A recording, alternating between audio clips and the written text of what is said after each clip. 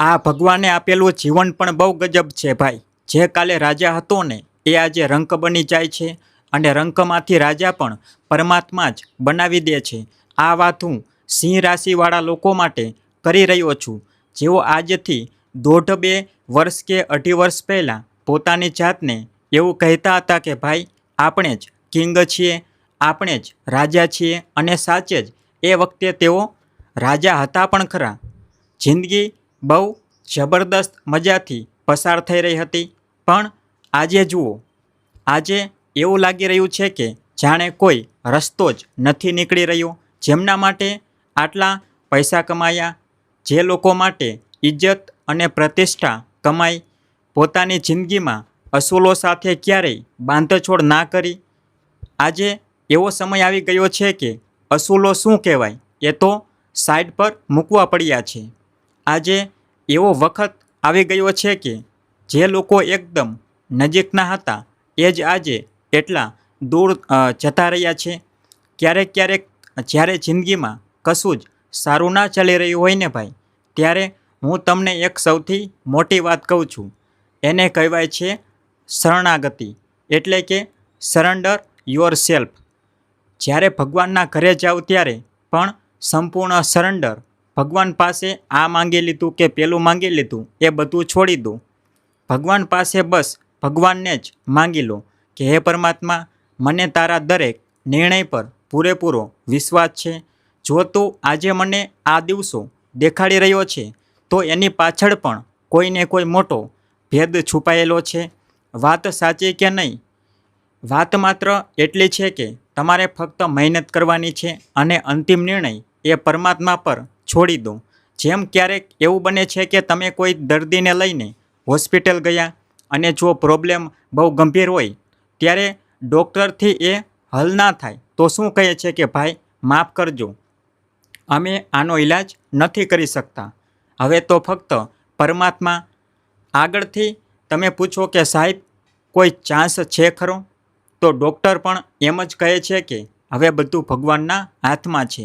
તમારો કોઈ બહુ નજીકનો માણસ હોય, તમે એની પાસે પૈસા માંગ્યા તો એ પણ એમ જ કહે છે કે ભાઈ સાહેબ અત્યારે મારી પાસે પૈસા નથી, હવે તો ભગવાન જ તમારું ભલું કરે. તો આપણે દરેક વાતમાં ભગવાનની ચર્ચા કેમ કરીએ છીએ? વાત એ જ છે કે તમારે તમારી જિંદગીમાં બસ મહેનત કરતા રહેવાનું છે અને છેલ્લો ફેસલો એ ઉપરવાળા પર છોડી દેવાનો છે. જિંદગીની એટલી આનંદમય થઈ જશે ને કે વાત ના પૂછો. બસ બિલકુલ સરેન્ડર થઈ જાઓ કે હે પરમાત્મા, હું તારી પાસે આવી ગયો છું. જેમ કહે ને એમ વાત કરવી હોય તો આવી રીતે કરવાની છે. એનો એક મસ્ત કિસ્સો કહું કે જ્યારે તમે કોઈની પણ પાસે અપેક્ષા રાખવાનું બંધ કરી દો છો અને પરમાત્માની રજામાં ખુશ રહેવાનું શરૂ કરી દો છો, ત્યારે માની લેજો કે પરમાત્મા એ જ વખતે કહે છે કે યાર હવે આને એનું જીવન પાછું આપું. જો ભાઈ આ જિંદગીના સાચા પાઠ સાંભળવાની મજા આવતી હોય ને તો વચ્ચે એક વિનંતી કરું છું કે આપણી આ ચેનલને સબસ્ક્રાઈબ જરૂર કરી લેજો, જેથી આવું સાચું જ્ઞાન તમને મળતું રહે. 1.5 વર્ષથી તમને જે વસ્તુઓ દેખાડવામાં આવી છે ને એ જ વાત તો હું કરવા જઈ રહ્યો છું. 27 જુલાઈએ જે શનિ વક્રી થવા જઈ રહ્યા છે ને એ જ સૌથી મોટું કારણ છે કે શનિ દ્વારા તમને આસમાનથી સીધા જમીન પર લાવવામાં આવ્યા. તમને એવો રંગ અને એવી દુનિયા દેખાડી દીધી જેની તમે ક્યારેય કામના પણ નહોતી કરી. તમે કહેતા હતા ને કે મારાથી આગળ તો કોઈ છે જ નહીં, અને આ વાત સાચી પણ છે. તમે હંમેશા કોઈને જજ કરી લેતા હતા, પછી ભલે એનો દેખાવ ગમે તેવો હોય, કામ ગમે તે હોય કે એની જાતપાત ગમે તે હોય, તમે એક જ મિનિટમાં જજ કરી લેતા કે આ તો આવો જ હશે ને, પેલો તેવો જ હશે. તમે કોઈને કંઈ પણ બોલતા પહેલાં વિચારતા જ નહોતા. તમારી વાણીમાં જ એવી હતી કે તમે સામેવાળાની પરવા કર્યા વગર કંઈ પણ બોલી દેતા કે ભાઈ એનું પણ દિલ હોય, એ શું વિચારશે. આ વાત સાચી છે કે નહીં?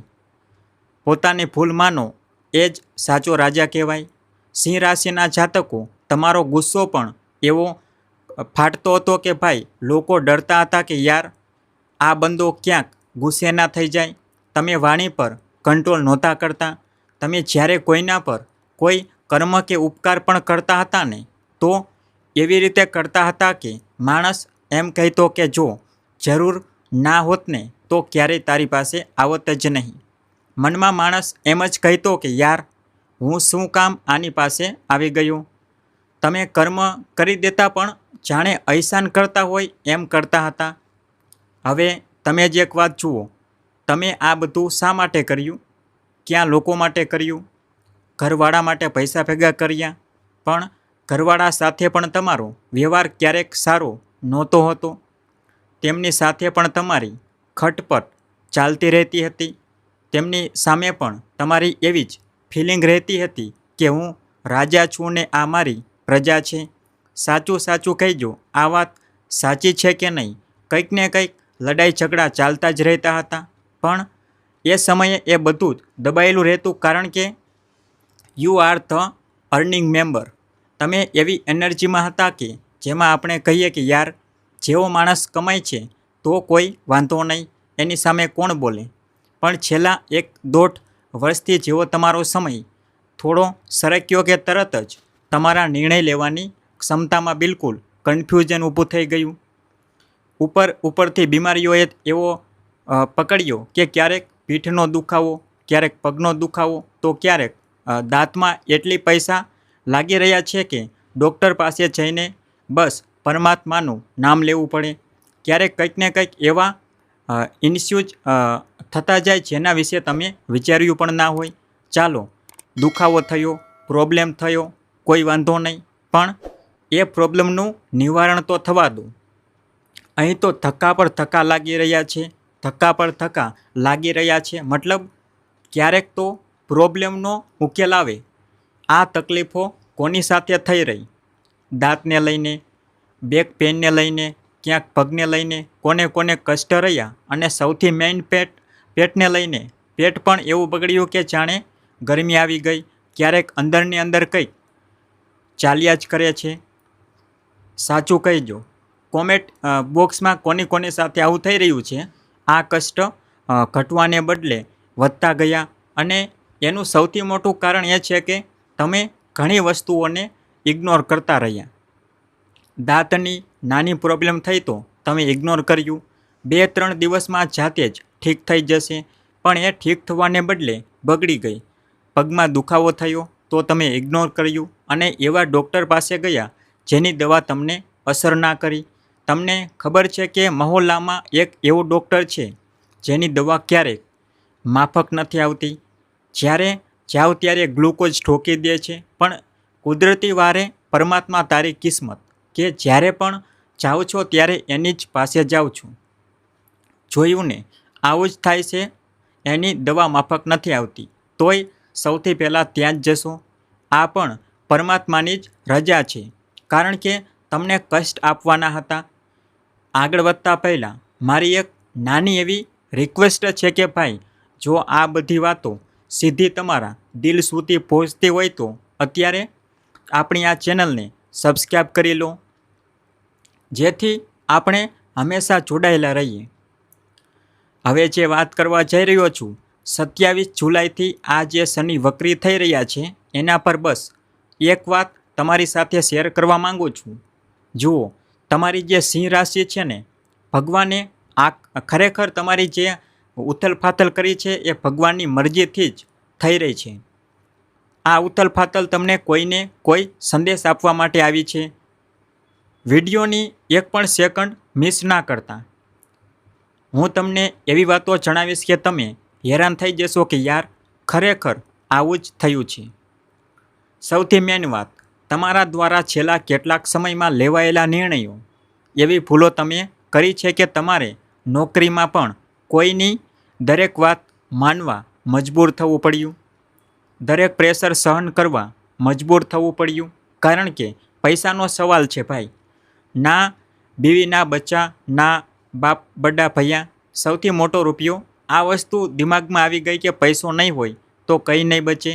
તમે જાતે જ પહેલાં એવા કેટલાક કાર્યો કર્યા છે જેની વજહથી આ બધું બેકફાયર તમારા ફેસ કરવું પડ્યું છે. તો હવે આ એવો સમય છે કે તમે દબાતા ગયા, તમને ઝૂકવામાં આવ્યા, તમને રાજકારણનો શિકાર બનાવવામાં આવ્યા અને તમને જલીલ પણ કરવામાં આવ્યા. તમને એ અહેસાસ કરાવવામાં આવ્યો કે જુઓ દુનિયા કેવી હોય છે. પહેલાં તમે ઉપરથી નહોતા જોતા ને, તમને લાગતું કે બધા કીડી મકોડા છે. હવે આવો નીચે અમારી જગ્યા પર અને જુઓ દુનિયા કેવી છે. પણ હવે એ સમય આવી ગયો છે જેમાં તમે બેસશો. શનિ વક્રી તમારા માટે બહુ જ પ્યારું પરિણામ લઈને આવ્યા છે. કહે છે કે બધું ખતમ થઈ જશે, પણ શનિદેવનો તો કંઈક અલગ જ પ્લાન છે તમારા માટે. પ્લાન એ છે કે હવે તમે તમારી જિંદગીને રિવાઇવલ પર લઈને જશો.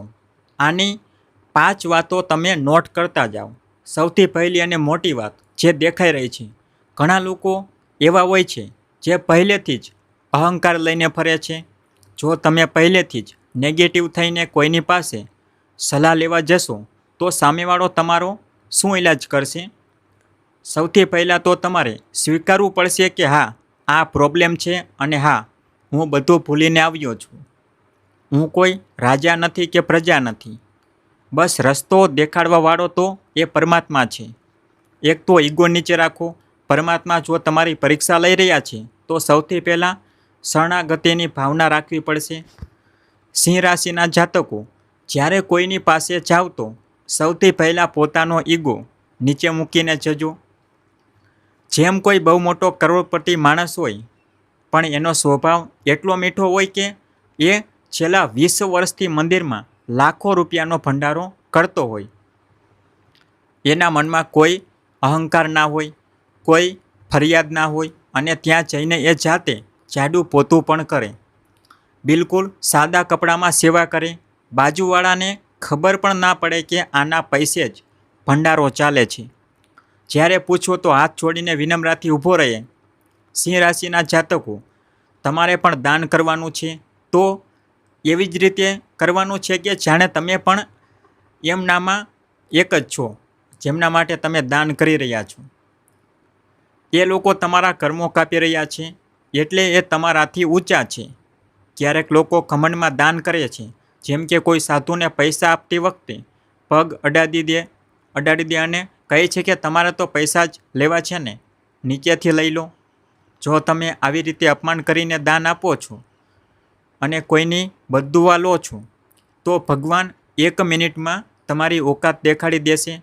મિત્રો, જો તમને આ વાત સાચે જ તમારા જીવનને લાગતી હોય તો વિડીયો જોતાં નીચે આપેલું સબસ્ક્રાઈબ બટન દબાવી દેજો, જેથી ચેનલ સબસ્ક્રાઈબ થઈ જાય અને આવી જ માહિતી તમને મળતી રહે.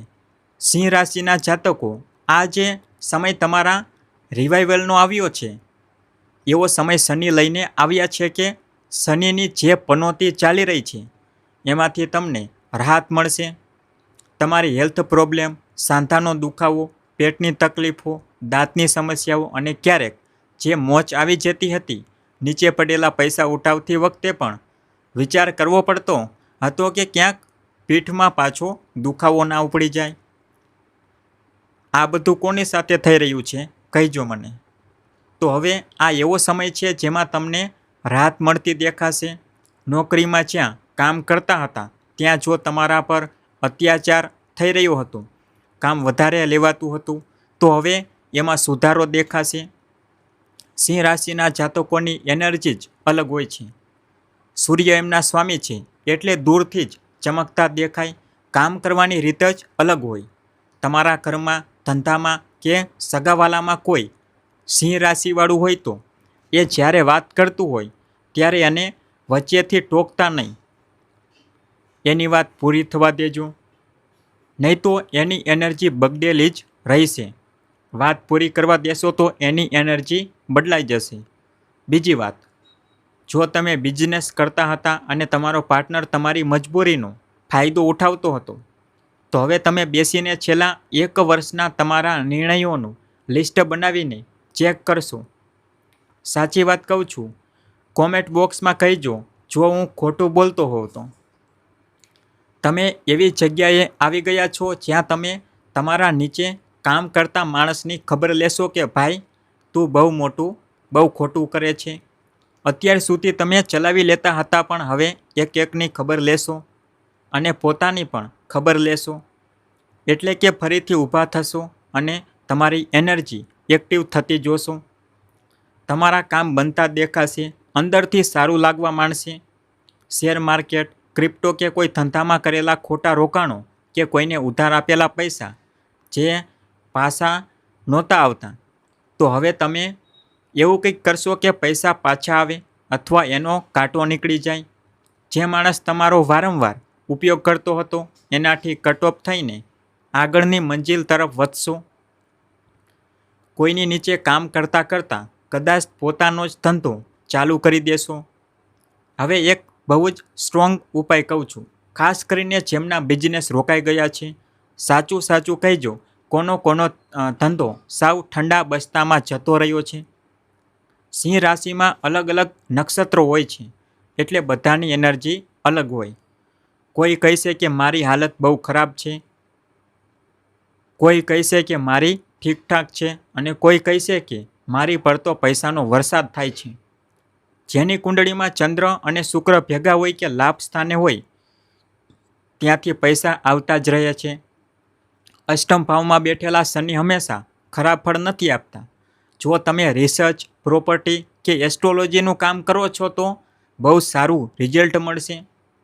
તમારા સાસરી પક્ષ સાથેના ઝઘડા કે વારંવાર આવતી સ્વાસ્થ્યની સમસ્યાઓ હવે દૂર થતી જણાશે. આ સમય રિવાઇવલનો છે. જૂના ખોટા નિર્ણયોને સુધારીને સાચા રસ્તે આગળ વધવાનો છે. ભગવાને તમને ફરીથી મોકો આપ્યો છે. આ સમય તમને શનિની પનોતીમાંથી રાહત આપશે. 14-15 ઓગસ્ટ પછી જ્યારે સૂર્ય તમારી પોતાની સિંહ રાશિમાં આવશે ને, હોય એ એવો સમય આવી રહ્યો છે જેમાં તમારી ખોવાયેલી પ્રતિષ્ઠા પાછી આવશે. જે બોલશો એ જ સાચું. પહેલાં જેમ તમારી વાત ટાળવામાં નહોતી આવતી એવો જ સમય પાછો આવી રહ્યો છે. તમારી વાત સંભળાશે અને મનાશે પણ ખરી. તમારી એનર્જી એક્સ્ટ્રા લેવલ પર દેખાશે. અત્યારથી જ તમારા કામ પર ધ્યાન આપો અને ફળની ચિંતા પરમાત્મા પર છોડી દો. બસ એક વાતનું ધ્યાન રાખજો કે પોતાની વાત કોઈની પર થોપવાનું બિલકુલ બંધ કરી દેજો. જ્યાં આર્ગ્યુમેન્ટ કે નેગેટિવિટી હોય ત્યાંથી દૂર થઈ જજો. આ સમયે તમારા ઓવર ખર્ચા અને ફાલતુ ખર્ચા બહુ થશે. ફાલતુ લોકો સાથે લાંબી વાતો થશે જેનો કોઈ મતલબ નથી.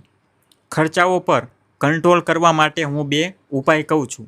જેનો ધંધો સાવ રોકાઈ ગયો છે એમણે બુધવારના દિવસે 108 કે 51 બદામ લેવાની ગણેશજીના મંદિરે જઈને તમારા ધંધાના વિઘ્નો દૂર કરવાની પ્રાર્થના કરો.